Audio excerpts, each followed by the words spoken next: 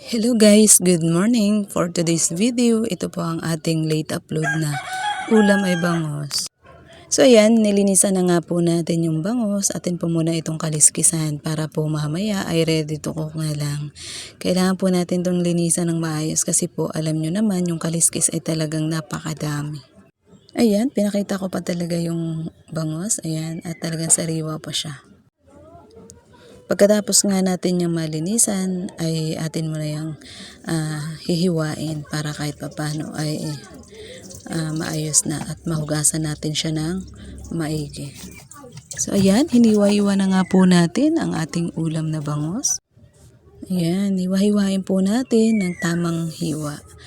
At pagkatapos ko nga pong maghiwa ng isda at malinisan, ayan, nagsalang na nga po ako ng tubig na may sibuyas at kamatis. At pagkatapos ay atin na nga din pong sinunod ang isda nung ito ay kumulo na yung tubig.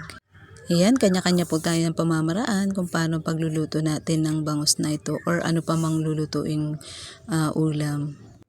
Pagkatapos ay nilagyan ko na nga din po yan dyan ng asin at yung iba pa nga pong ingredients para kahit papano ay kumalit yung lasa ng mga ingredients. And then sinunod ko na nga din po ang gulay na kangkong. Ayan. At ilang sandali na nga lang po ay maluluto na rin ito. Dahil alam nga po natin na ito ay madali lang naman talagang lutuin. Hindi naman po talagang mahirap. So ayan guys, hanggang dito na nga lang muna muli ang ating video at sana'y magustuhan nyo ang aking upload na video.